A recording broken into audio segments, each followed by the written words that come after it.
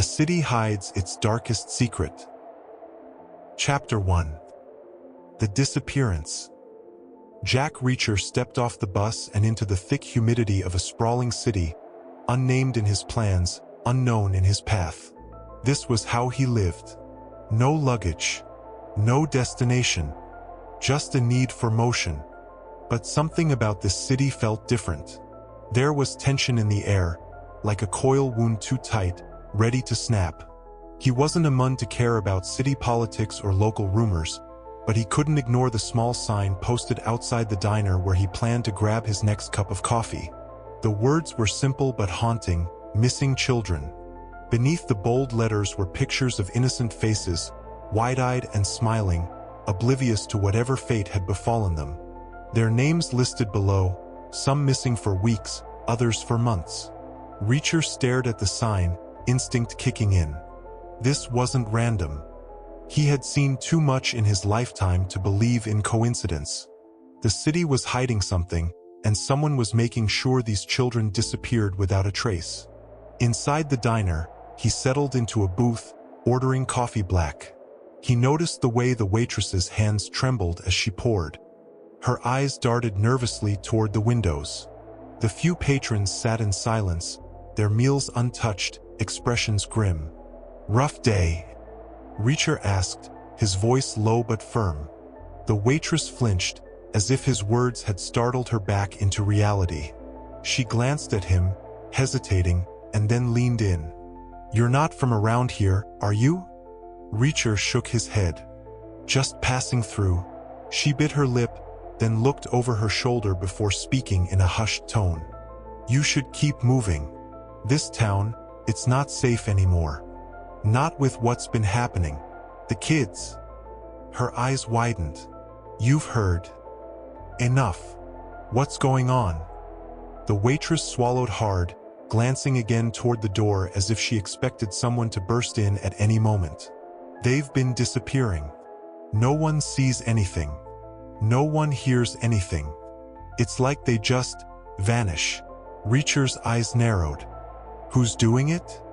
She shook her head. "No one knows. The cops, they pretend to investigate, but nothing ever happens. The parents who speak up, they end up leaving town, or worse. People here, they don't talk about it anymore." Reacher's mind clicked into gear. A city drowning in fear. Missing children. A cover-up. It was the perfect storm for him to walk straight into. "Thanks for the tip," he said, downing the last of his coffee.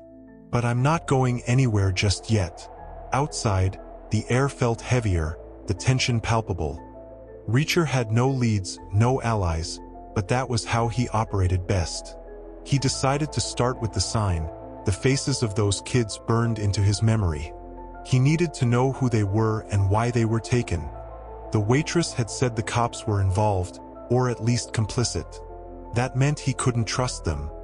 Reacher had to do this the hard way. He started walking, his eyes scanning the streets, looking for anyone who didn't belong. He wasn't sure what he was looking for yet, but he had a knack for trouble, and trouble always found him. The city was about to learn what happened when Jack Reacher decided to stick around. Do you think Reacher will get to the bottom of this dark secret? Keep reading to find out how deep the conspiracy runs. Chapter 2. The First Clue.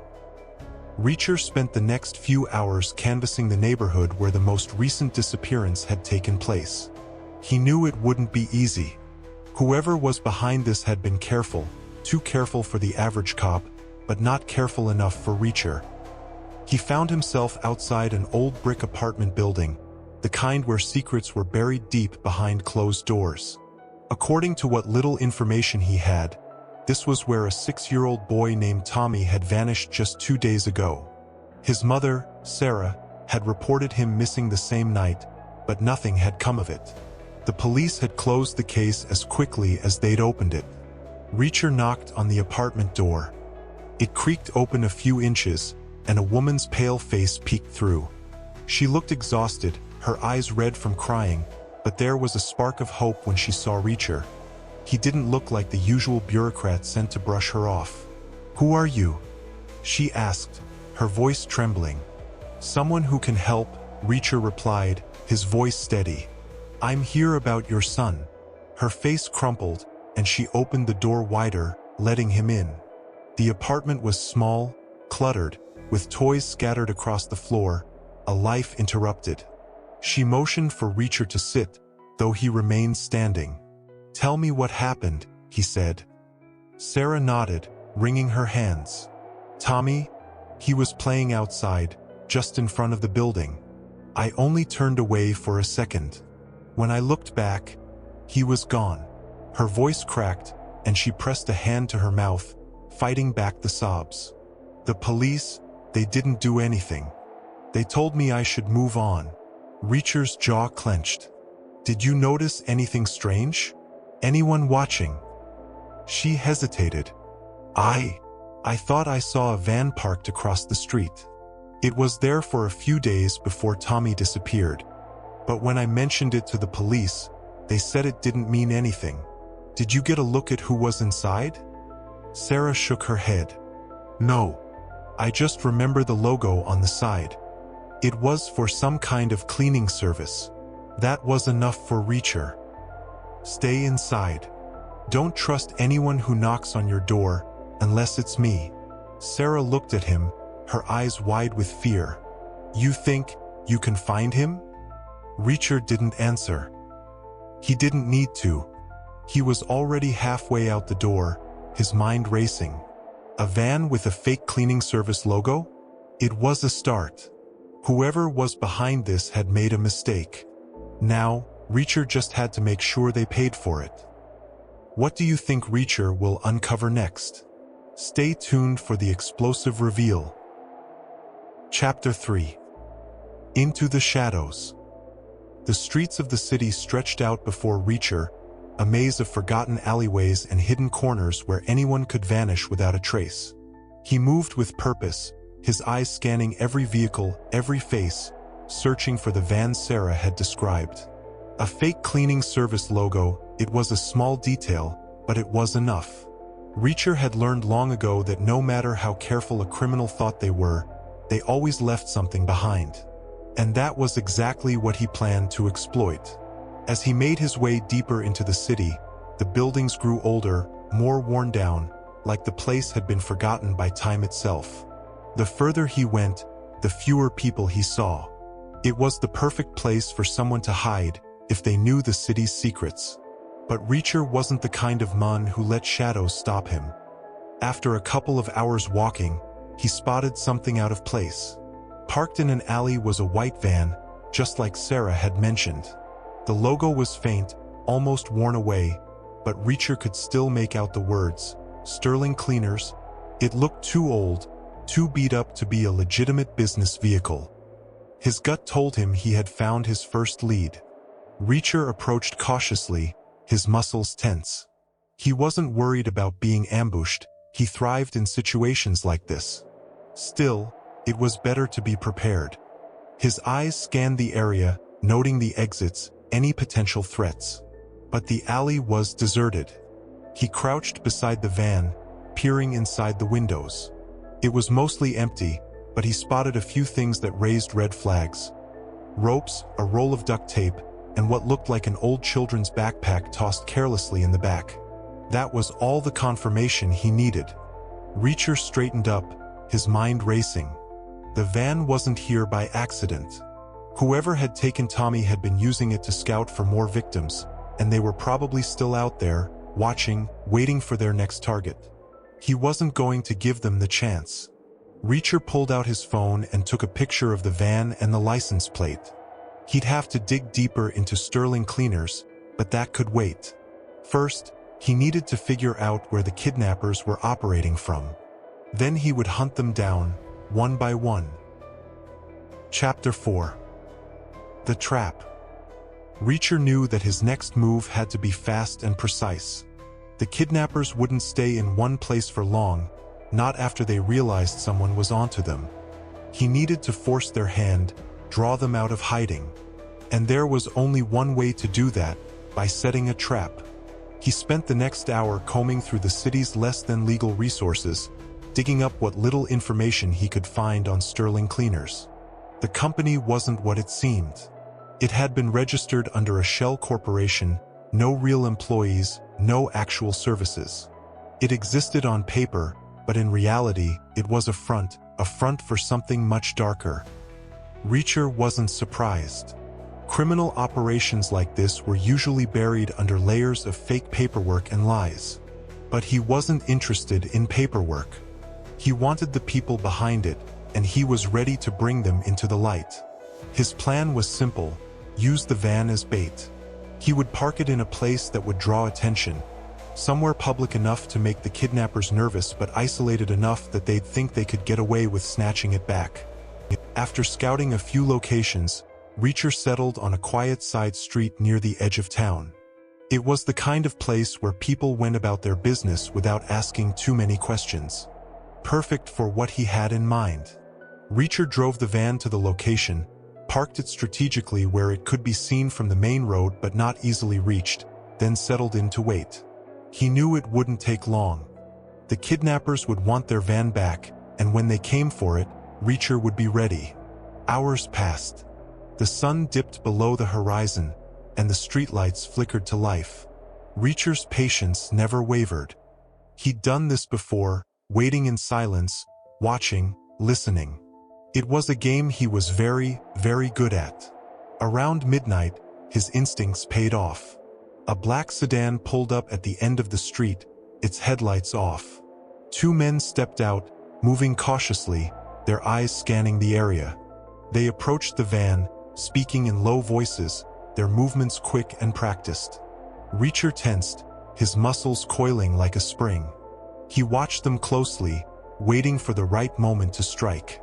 They were too focused on the van to notice him in the shadows.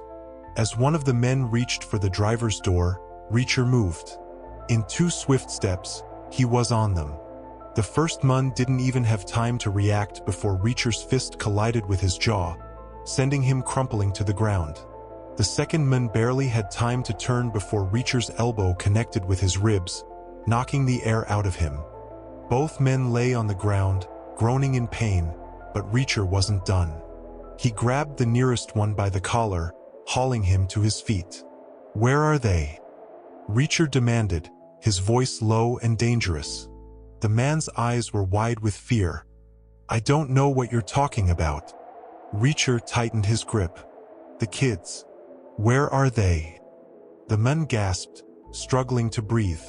We just drive the van, man. We don't know where they go." Reacher slammed him against the van. "Wrong answer." The man whimpered, nodding frantically. Okay, there's a warehouse outside the city. That's where they take them. I swear." Reacher's jaw clenched, and he let the man drop to the ground. A warehouse outside the city. It wasn't much, but it was enough. Now, Reacher knew where to go. Chapter 5. The warehouse. The drive to the warehouse was silent and tense. Reacher didn't need music or distraction to keep his mind focused. The address the man had given him was about 20 miles outside the city, tucked away in an industrial district where no one would hear screams or see anything suspicious. It was the perfect location for a secret operation. The moon hung low in the sky as Reacher pulled up near the warehouse, parking his vehicle in the shadows. He didn't approach immediately. Years of military training had taught him patience, and he needed to assess the situation before making his move. From his vantage point, he could see the building, dark, run-down, and surrounded by a chain-link fence. It looked abandoned to the untrained eye, but Reacher noticed the subtle signs of activity. A faint glow from a window, the hum of a generator in the distance. There were no guards posted outside, but Reacher knew better than to assume he was alone. He moved silently, sticking to the shadows, slipping over the fence with ease. As he crept closer to the building, he spotted a side door, slightly ajar. It was too obvious, a trap, maybe, but Reacher wasn't one to shy away from danger. He pressed his back against the wall next to the door, listening. Inside, he could hear muffled voices, footsteps moving around. This was it. Without hesitation, Reacher slipped through the door, finding himself in a long corridor dimly lit by a single flickering bulb. The voices grew louder as he moved down the hallway, his senses on high alert. Every fiber of his being was tuned to the moment, each step calculated, each breath controlled. He came to a stop at a metal door, slightly ajar, the source of the voices. Peering through the crack, he saw two men standing in what looked like a makeshift office, their conversation heated. "This is getting out of hand," one of them hissed. "The cops are asking too many questions. We need to move the kids. Now." The other man, taller and bulkier, shook his head. "We don't make the calls. The boss does. We just keep things quiet." Reacher's jaw tightened. They were stalling, buying time to move the children to an even more hidden location. He couldn't let that happen. Before they could say another word, Reacher kicked the door open with a force that sent it crashing against the wall. The men turned in shock, reaching for weapons, but Reacher was faster. He crossed the room in 2 quick strides, delivering a bone-crushing punch to the first man's face. The second man raised a gun, but Reacher was already on him, slamming his elbow into the man's throat, sending him crumpling to the floor. The room fell silent, except for the low hum of the generator. Reacher glanced around, scanning for any sign of the children. Then, in the corner of the room, he saw it, a large metal door with a padlock, leading to what he guessed was the basement. Reacher moved toward it, kicking the padlock with enough force to snap it in half. The door groaned open, revealing a steep staircase that led down into darkness. He didn't hesitate, descending the steps 2 at a time until he reached the bottom. The basement was damp, the air thick with the smell of mold and neglect. But there, huddled in a corner behind metal bars, were the children. Their faces were pale, eyes wide with fear. Tommy, the boy he'd been looking for, stood among them. Reacher moved quickly, breaking the lock on the cage and throwing the door open. "You're safe now," he said, his voice calm but commanding. "Come with me." The children hesitated for only a moment before they rushed toward him, their small hands gripping his arms as he guided them up the stairs. Reacher knew they weren't out of danger yet. There could be more men outside, more traps waiting. But none of that mattered. These kids weren't going to spend another minute in that hellhole. Chapter 6. The Final Showdown. The cold night air hit Reacher's face as he led the children out of the warehouse. The dark sky overhead seemed to mirror the danger still lurking around them. They weren't safe yet. He scanned the perimeter, guiding the children toward the fence, keeping them low and quiet. His mind raced through possible scenarios, backup arriving, more guards, but nothing had moved so far. Too easy, Reacher thought. As they neared the exit, the silence was shattered by the sound of engines revving in the distance. Headlights pierced the darkness, cutting through the industrial park like beams of doom. Reacher's heart pounded, though not with fear. He'd been in worse situations before, but this was different. Innocent lives were in his hands. The kids were too exposed, and they needed to hide, fast. Reacher spotted an old shipping container nearby and ushered them inside. "Stay here. Don't come out until I tell you," he ordered. The children nodded, their wide eyes trusting him entirely. He closed the container door, leaving it slightly ajar so they could still see out. Then, Reacher turned back toward the approaching vehicles, his expression hardening. 3 black SUVs rolled up, headlights cutting out as they parked. The doors swung open, and a group of heavily armed men poured out. Leading them was a man Reacher hadn't seen before but knew instantly. The boss. The mastermind behind the kidnappings.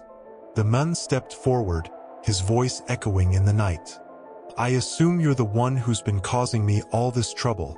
Reacher didn't respond. He didn't waste words on people like this. "I'll give you one chance," the man continued, his tone smooth but laced with menace. "Walk away now, and I'll forget this ever happened. You don't want to make this your fight." Reacher's gaze locked onto the man, unwavering. He wasn't going anywhere. Without a word, Reacher moved forward, fists clenched, his entire body coiled for action. The boss smirked. I figured as much. Get him. The armed men surged forward, weapons ready, but Reacher was faster.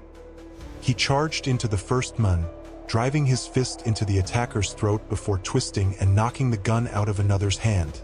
In the chaos, Reacher moved like a force of nature, each punch, each strike, a calculated blow to disable or incapacitate. The fight was brutal, but Reacher fought with precision.